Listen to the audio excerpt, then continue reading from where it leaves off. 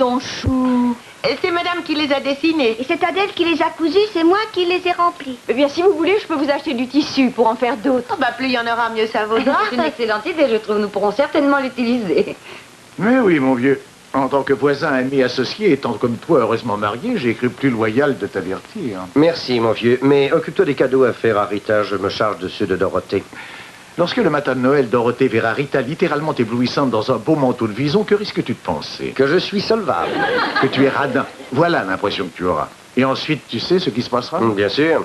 En janvier, tu viendras me trouver pour que je te fasse un prêt. Je te répondrai non. Tôt ou tard, que tu le veuilles ou non, il faudra que tu y passes.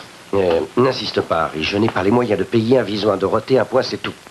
Nous voulons vous parler d'une idée merveilleuse de cadeau de Noël. Est-ce que tu en as parlé à Georges? Non, je n'ai pas eu le temps. Oh, j'en suis absolument folle, autant vous le dire tout de suite. Il a le plus adorable visage qu'on ait jamais vu. Et puis attendez de voir les reines. Ils ont tous une remarquable personnalité. Ils doivent avoir 20 pieds de haut environ, n'est-ce pas, chérie? Et aussi 60 pieds de long. Oh, c'est pour orner la pelouse.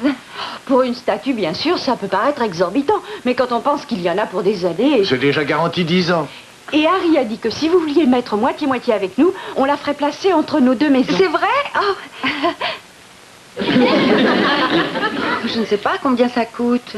Amorti sur une période de 10 ans, ça ne vaut pas la peine d'en parler. Bon, alors n'en parlons pas. Et alors, je ne veux pas d'un troupeau de rennes sur ma pelouse. Ah mais, tu sais, ce n'était qu'une suggestion. Dis, Dorothée, je voulais te demander, qu'est-ce que vous avez l'intention d'offrir aux Butterworth? Oh, je n'en ai pas la moindre idée, je l'avoue. Ils ont tout ce qu'on peut imaginer. Merci. Combien comptez-vous dépenser? Environ $20. Il nous faut un cadeau d'une valeur de $20 et nous leur rendons la politesse. Chaque nom de notre liste a un montant en dollars qui lui fait face. Chérie, tu sais parfaitement que j'apporte un grand soin en choix de mes cadeaux. Voyons, chérie, n'en fais pas une affaire personnelle, je ne critique rien du tout.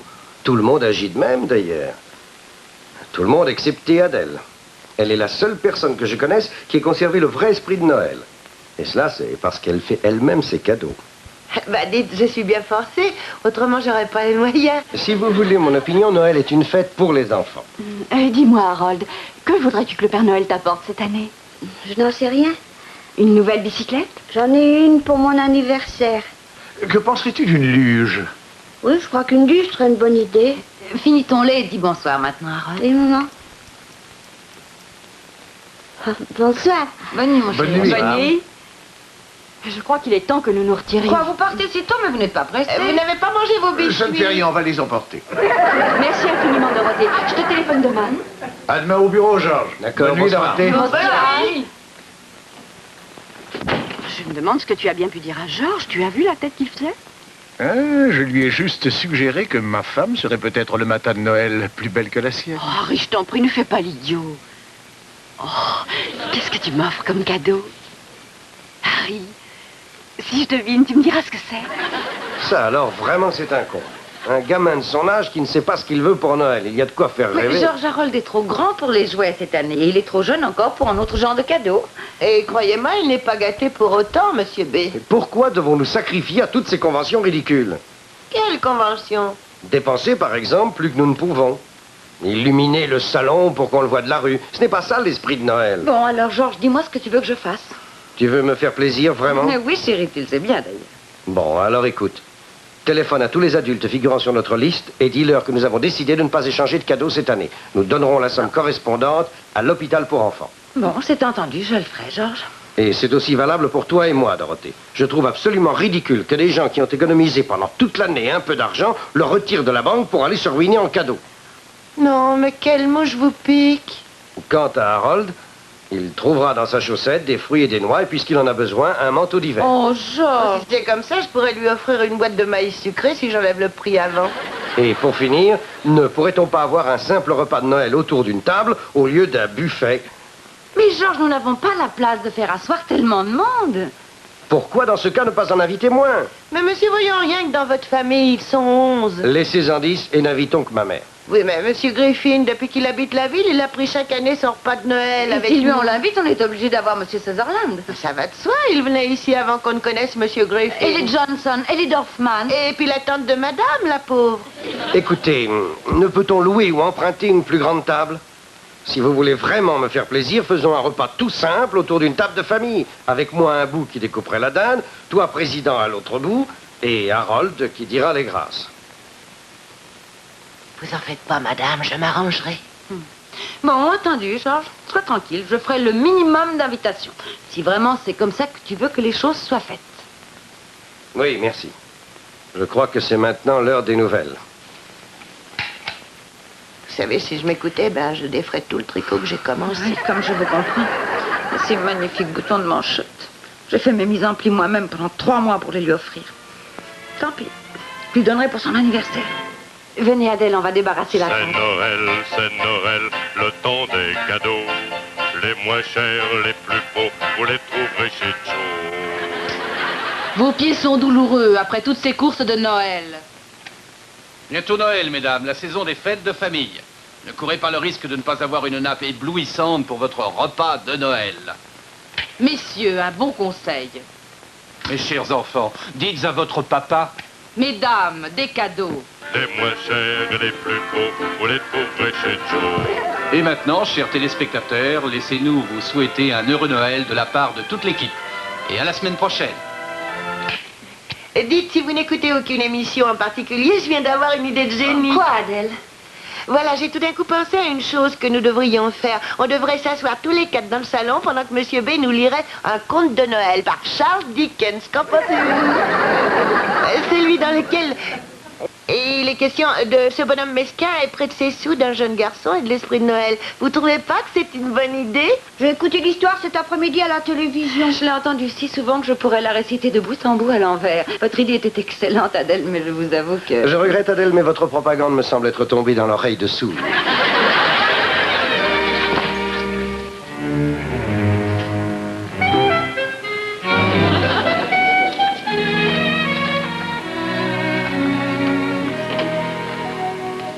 Georges, rends-moi un service, s'il te plaît. Garde-moi ce paquet chez toi, c'est le manteau de vison de Rita. Mais pourquoi chez moi, Harry?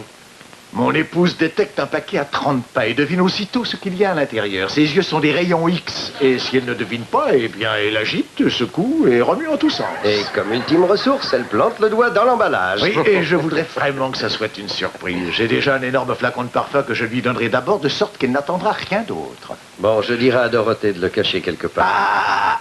Pas un mot à Dorothée, je t'en prie, sur la question ou à Adèle. À l'une comme à l'autre, je confierai ma vie. Mais pas un secret de cette envergure. Pense à faire un chèque de $50 pour le traiteur avant de partir. Pourquoi faire? Pour la fête de demain au bureau. Je croyais qu'on avait décidé l'année dernière Nous veillerons à limiter les libations. Enfin, j'ai déjà donné à ma secrétaire tout à l'heure... Elle va trouver le patron si tu n'es pas d'accord. Harry! Harry! Reviens une seconde. Il est déjà sorti, monsieur Baxter. Bon, mais où allez-vous? Eh bien, le grand patron a dit qu'on pouvait partir de bonne heure. D'abord, je vais chez le coiffeur. Ensuite, j'irai dépenser ce merveilleux chèque que vous m'avez donné. Mais Monsieur Griffin doit venir à 5 heures à l'étude. Monsieur Baxter, c'est demain la veille de Noël. Il faut absolument que j'aille chez le coiffeur. Bon, d'accord, allez chez le coiffeur. Merci. Ça ne vous ennuiera pas d'éteindre les lumières de l'arbre avant de vous en aller? C'est joli, n'est-ce pas? J'adore Noël, monsieur, pas vous? Oh, tout cet or, ce brillant, ces lumières. Brillant, cet or. Fleur blanc de pacotille. De la musique en boîte. Monsieur B, c'est votre dernière chance. Allez-vous-en! Pensez-vous à la peine que madame va avoir quand toutes ses amies lui montreront ce que leurs maris leur ont offert? Allez-vous-en! Mais monsieur B, il y a un déshabillé tellement joli chez Blackstone que je voudrais que vous lui achetiez. Dorothée! Elle n'est pas là, elle et Harold sont sortis de bonne heure pour faire leurs courses dès l'ouverture des boutiques. Des courses pour acheter quoi? Eh ben, le cadeau pour les Dorfman. Je croyais que nous avions dit à tous les adultes de notre connaissance que nous ne ferions pas d'échange de cadeaux. Madame a peut-être oublié de leur dire, ou bien impossible que ce soit eux qui n'ont pas fait attention. Ils ont envoyé un service à salade, les couverts sont en argent. C'est bon, j'abandonne, c'est bon, j'abandonne. C'est la teinte de bleu qui fait ressortir la couleur de ses yeux, monsieur B. Bleu? Un couvert à salade? Non, le cadeau que je veux que vous lui achetiez, le déshabillé. Et il est chez Blackstone, 2e étage, au fond. Je lui ai déjà acheté un magnifique grille-pain. Mais c'est rien du tout, ça, monsieur B. Je peux aller le rendre facilement. Il va pas rester là-dedans toute la journée. Je vous attends bien ferme, hein, monsieur B. Mais puisque je vous dis que c'est rien du tout pour moi d'aller le rendre. Écoutez, Adèle, parlons peu, mais parlons bien. Je ne tolérerai pas qu'on me force la main. Non, mais qu'est-ce que c'est que tout ça? Tout ça, c'est la table et les chaises que nous avons louées pour que vous ayez votre repas de Noël. Mais combien serons-nous à table? 27, monsieur. Et pas une des personnes n'a été invitée sans votre approbation, monsieur B. Je n'ai jamais été d'accord pour avoir 27 invités à table. Oh, que si, monsieur B. Ils sont déjà 11, figurez-vous, rien que dans votre famille à vous. Et avec vous 3, ça fait 14. Ensuite, il y a monsieur Griffin et monsieur Sutherland, et les Johnson, et les Brockman, la tante de madame, et monsieur...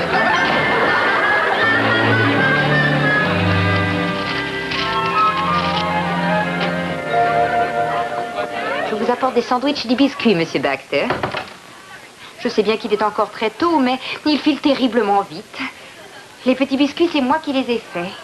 C'est bien, ça. Merci, mademoiselle. Tout le personnel est invité au grand cocktail que donne la direction. Je veux bien rester puisque vous n'avez pas le temps de venir. Oh, non, c'est pas nécessaire. S'il y a quelque chose, je dicterai au magnétophone et vous n'aurez qu'à le taper lundi. Non, filez vite vous amuser. J'essaierai de venir plus tard. Oh, merci, monsieur Baxter, et meilleurs vœux de Noël. Oh, ne laissez pas les sandwichs se dessécher.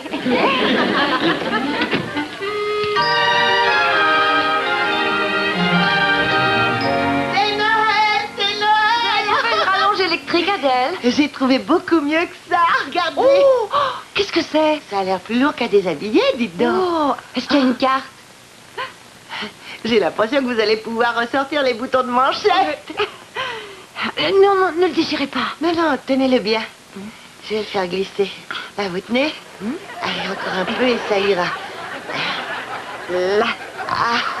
Non, prenez garde de ne pas le déchirer. Oh, soyez tranquille, les paquets, ça me connaît, j'arriverai à le refaire. Et glissez votre main, vous, madame. Elle est plus petite que la mienne. Et... Qu'est-ce que c'est? Oh, j'ai l'impression que c'est... Oh non, je dois rêver. C'est de la fourrure. De la fourrure, mais quel genre? Oh, cette fourrure, on dirait du... Oh non, ça se peut pas, Adèle, mais c'est du vison. Noël a gagné enfin, Dieu me pardonne de m'avoir dit du mal. Chérie, mais j'aurais pu sortir ma main. Oh, que je suis contente. Oh, mais il n'aurait pas dû. Je dois dire qu'il m'a eu. Oh non, mais c'est absolument insensé. Il a interdit les cadeaux avec perte et fracas. Il m'offre un vison, mais je le dirais. Oh, il m'a moi aussi fait passer quelques fichiers de quart d'heure. Oh, mais je le tuerais si je m'en tenais pas. Oh, on n'a pas été fine. Un brave cœur comme Monsieur B ne pouvait pas être si mesquin au moment de Noël. C'est pas le tout, il faut que j'aille vite le remettre où il était. Je voudrais pas lui gâcher sa surprise. Madame, vous ne voulez pas manger un morceau avec Harold? Il commence à se faire tard. Non, je préfère attendre Georges. Laissez, Adèle, j'y vais.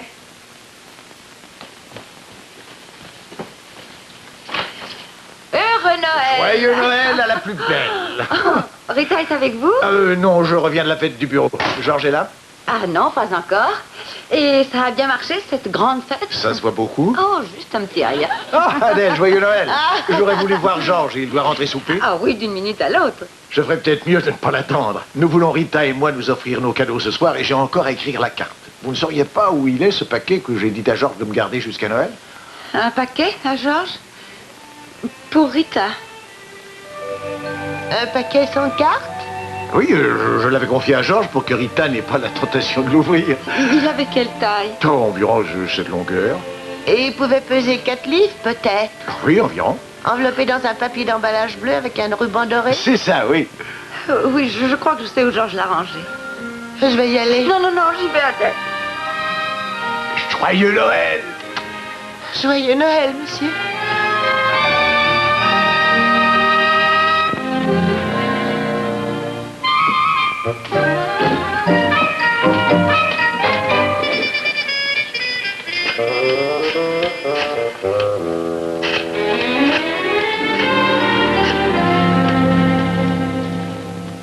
Blackstone?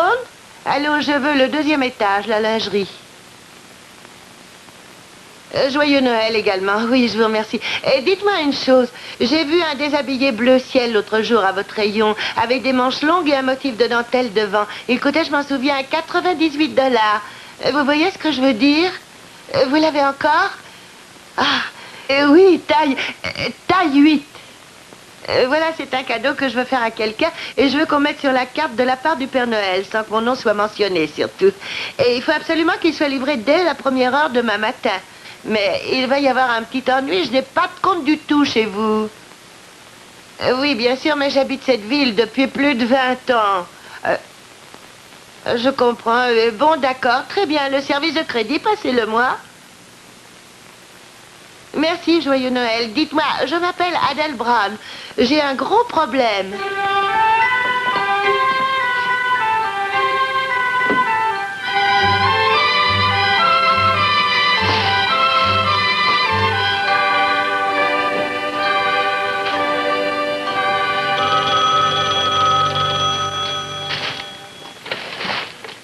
Butterworth, Ashknall et Baxter. Joyeux Noël. Pourrais-je parler, je vous prie, à Monsieur George Baxter? 2 minutes. C'est moi, monsieur? Oh oui, que puis-je faire pour vous? C'est pour une demande de crédit formulée par une certaine Adèle Brown, qui nous dit ici que vous êtes son employeur depuis, oui, c'est ça, 14 ans. Oui, c'est tout à fait exact. Voilà, compte tenu du fait que vous et Madame Baxter avez un compte chez nous depuis des années, et fort satisfaisant, si j'ose m'exprimer ainsi, je crois que nous pouvons faire à notre règlement une petite entorse en faveur de Mademoiselle Brown, puisque le cadeau est de toute façon pour Madame Baxter. Oui, je vois. Avec une carte de la part du Père Noël. Et donc, cher monsieur, si vous étiez prêt à vous porter garant de son achat, qui se monte à la somme de 98 $. Ce ne sera pas nécessaire. Oh, votre arbre, madame, c'est une vraie splendeur.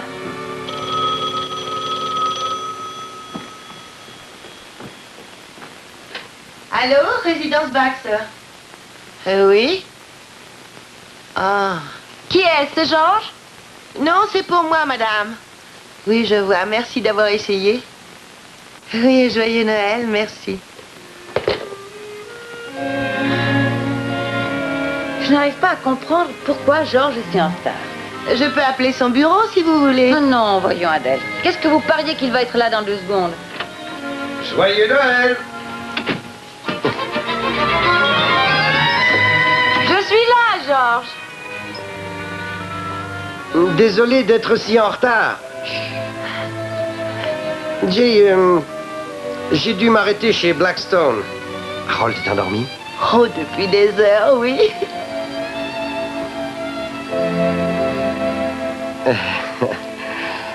J'ai finalement décidé de lui acheter cette radio dont il avait envie. Il s'en servira quand il sera un peu plus grand. Oh, qu'est-ce qui t'a fait changer d'avis, chérie? Un petit événement m'a fait réaliser que je n'avais plus que 98 minutes pour faire mes courses. Un parfum pour Adèle. Oh, vous avez faim, monsieur B? Non, mais je suis très fatigué. Dans ce cas, mieux vaut aller dormir. Madame et moi, on a 1000 choses à faire encore avant que toute la compagnie arrive demain. Excellente idée. Adèle, vous êtes si fatiguée. Laissez tout. Je me lèverai pour vous aider demain matin de bonne heure. Madame, refaites vite le paquet de boutons de manchette. Tu viens, je tombe de fatigue. J'éteindrai en bas. Faites de beaux rêves. Joyeux Noël et à demain.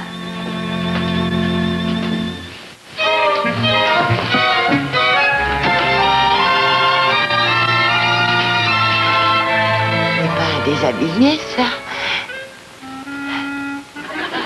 Je me demande... Oui, c'est ça. Oh.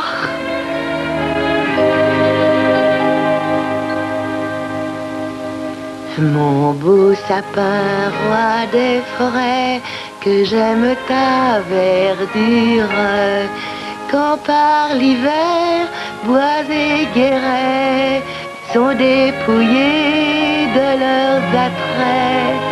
Mon beau sapin, roi des forêts, tu gardes ta parure.